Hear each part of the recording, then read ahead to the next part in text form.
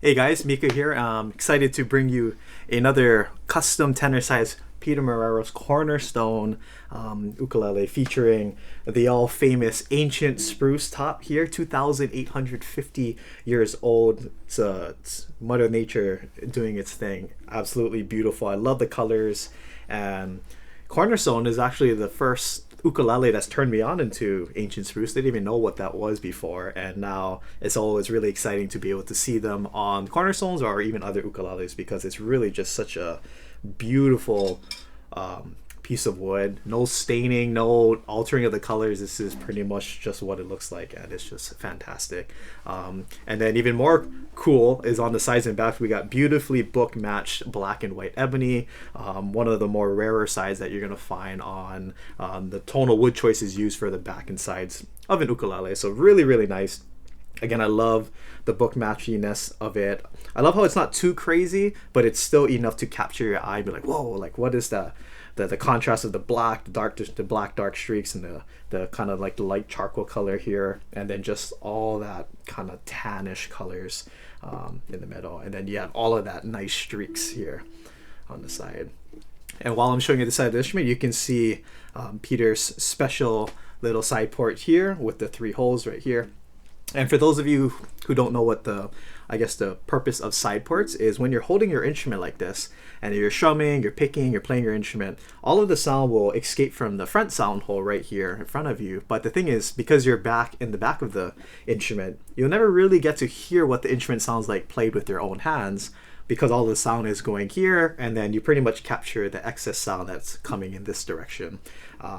But that gets solved with the side port, because now you have another point of escape for the sound to come out, and it pretty much is aimed right towards your face, just like that. So when you're playing, not only can you hear this, but you can kind of hear the peripherals or the side sound, like pretty much the sound coming here.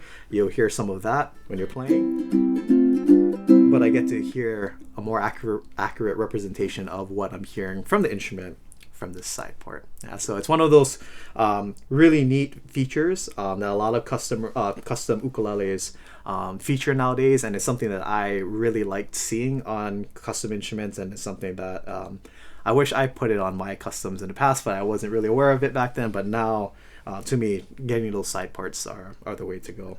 So again, ancient spruce here on the top, and then really beautiful black and white ebony on the sides and back with those crazy streaks. And then here on the front with the ancient spruce, you have the abalone powell shell around the outside of the instrument, as well as around the rosette or the sound hole, and it's paired very nicely with this big old blue butterfly over here, kind of resting itself on this corner of the rosette, and the sound hole right here. And then we also have the black ebony right here as the binding on the top and the back, and again it goes really, really, really nice with the black and white ebony. Just aesthetically matches really well. We have gaboon ebony as the bridge, gaboon ebony as on the fretboard, and then gaboon ebony here on this half part of the sail, complemented with beautiful curly coil on the other half of this sail-like headstock, and then another big old blue butterfly over here in the corner, and then we have some little flower designs here on the instrument, and then some looks like little rose petals up in the corner, and then Peter's signature logo here for his Cornerstone instruments. As you can see, the abalone is here around the body of the instrument, but it's also here running alongside the fretboard on the outskirts, and even around the headstock of the instrument. And then turning our attention to the back, we have a gloss neck with a stained mahogany neck right here, and I really like that Peter does a lot of stainings of the necks to highlight the aesthetics of whatever like tonal woods he uses. So again, with the black and white ebony and the ancient spruce, it just makes a lot of sense for it to be stained this color. It just kind of matches with the overall theme of the instrument of having this kind of darker color, contrasting with the white and the black and white ebony here on the back and sides of the instruments, and of course also that back head plate or back plate here on the top of the instrument. So really nice aesthetically. Really beautiful. You can see the nice grain patterns of the mahogany wood. And then we have your Goto tuners. Goto tuners are some of the best that you can get on the market, and some of the best tuners you can put on the ukulele. And yeah, just a beautiful work of art. Again, this ukulele is not blingy. It's very more or less straightforward. You're letting the beautiful piece of wood speak volumes. Again, you're letting the beautiful wood speak volumes. And it's just a nice clean cut instrument with just little details with the blue butterflies here, and then the other small details that Peter does on his instruments.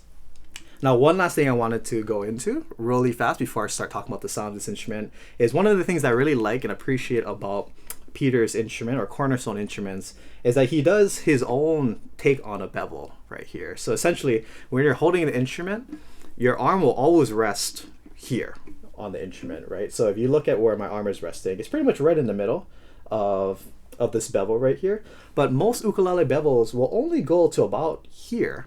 So if you do that, you pretty much have to position yourself in a way so that it makes sense, in which your arm can fully take advantage of the bevel. But what Peter does is he takes that concept and goes even further down the instrument, meaning for someone like me who's a classical player, and I like to hold my instrument more at a 45-degree angle like this. So now, because I can do that, I can go ahead, and it still compensates for me wanting to hold the instrument that's comfortable for me, just like this. And if you look, it just fits right here for my arm being comfortable and being able to take advantage of the bevel. However, there's a lot of players that love to hold their instrument more vertical like this, or more horizontal, and more like this kind of 90-degree angle. And if you see myself holding the instrument like this, you can see that it just goes deep enough to be able to capture my arm being able to take advantage of this bevel. So whether you're holding your instrument like this, or you're having it on your lap and you hold it like this, or you have it more at like that classical guitar angle at this 45 degrees, you have a lot of ways to take advantage of this extended bevel here. And again, I really appreciate that attention to detail with Peter's instruments and having something like this. So really cool feature. Now, going into the sound of this instrument, for me, when I play Peter's instruments, it's a lot of great things. And what I love about his instruments is that he, in my opinion, he aims for, or what my ear hears, again, this is all subjective, sound is subjective, how we hear things, but when I play his instruments, it has a nice sense of warmth, and on the sound spectrum from, bright to warm to, there's so many different dimensions to sound. Whenever I pick up Peter's instruments, they usually lean on the warmer side. And for that, it's really nice, because for someone like me with nails, you can get a really bright sound if you use fingernails for like fingerstyle, or if you're strumming and if you have long fingernails, or just use your nails to strum, you can get a really bright sound by using your nails. But if you have a very warm instrument like this, then you get a really nice balanced tone. So for example, if I play an A minor 7 or a diminished chord, it still sounds really balanced, really warm, but then I can get that articulation with my nails, for picking. It's just so nice. It's very warm. It's very inviting. There's also a lot of sound in this instrument. I don't have to play hard. I don't have to play loud. It just responds.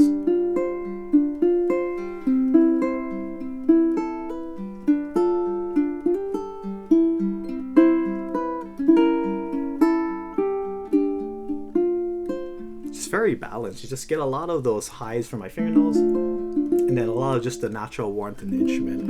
Now, I will say that if you're one of those kind of players that, but Mika, I don't, have fingernails, I use a lot of my flesh to strum, or I use my thumb and I use my skin or my flesh to go ahead and pick. Now, you're going to get a lot of that warmer sound. So if you're that kind of person that really likes, warm sound, and you don't want too much brightness, too much of that clarity or too much punchiness, then this might be that instrument for you. But if you want to get more of that balanced sound out of this instrument, then if you have fingernails, this is one of those instruments that just really sings all over the fretboard. Here in the middle on the 5th and 7th fret, really clean. If I move it up to the 7th and 9th fret, it still sings really nicely. And then if I go all the way up here, most people don't play past the 10th and 12th fret, including me. It's so clean. It just... And then if I move down, you can hear it just sings. It's so beautiful. I can really take advantage of, with my fingernails, I can get some of that punchiness out of the instrument. But because the instrument is really nice and warm, you can get a really nice balanced sound.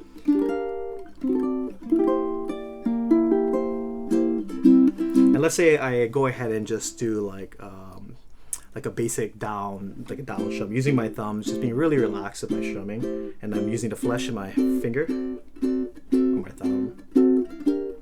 It's just, again, really nice and inviting, really warm. You can get a really nice soft sound. Again, don't really have to play hard.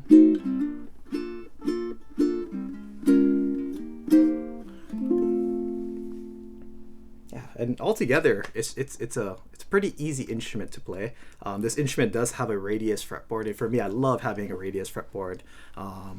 If I had the choice, I would have a radius fretboard on all of my instruments. And essentially, for those of you who don't know what a radius fretboard is, rather than the frets being flat, completely flat, it's kind of at an angle like this. And what that does is that when you're making, like, let's say a bar chord, instead of making a bar chord, straight like this, you can make a bar chord like this. And you might not think, oh, I mean, does that really make a difference? It's like, it does, because to make your finger straight, you need to put a lot of pressure to make your finger straight, because naturally your finger wants to be like this, or your hands wants to be like this. So you have to extend your hands and make it straight. So any kind of relief in terms of like making a bar chord like this. So if you look at that, this is me making really good contact. Versus, let's say I played on a flat fretboard, I would have to play like this. So there's a big difference in terms of the playability. So me being able to make a comfortable bar chord like this versus that's what the radius fretboard can do. So it makes it, in terms of the playability, I really like it. And I think you guys would really like it too. Yeah, so again, really taking advantage of this warmth.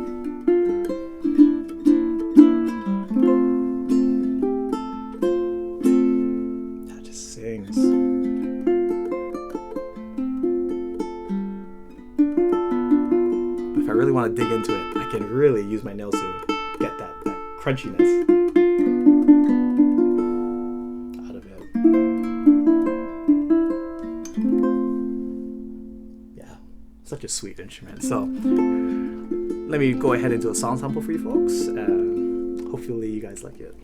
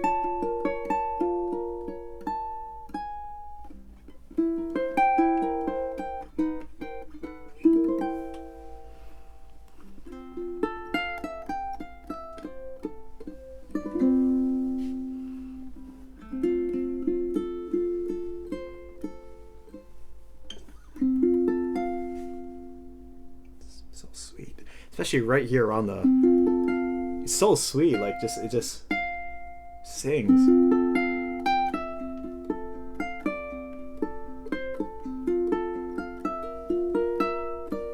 Yeah, just really nice. Now I'll do two different short samples. One strumming with my nails, so you can hear what it would sound like with strumming with my nails, and then also another one with trying to strum with my flesh. It's a little hard with my pointer and middle fingers because I do have a lot of nails, so I'll try to get the most accurate representation using the flesh in my thumb with some down strums. All right, here we go. So this is with my nails.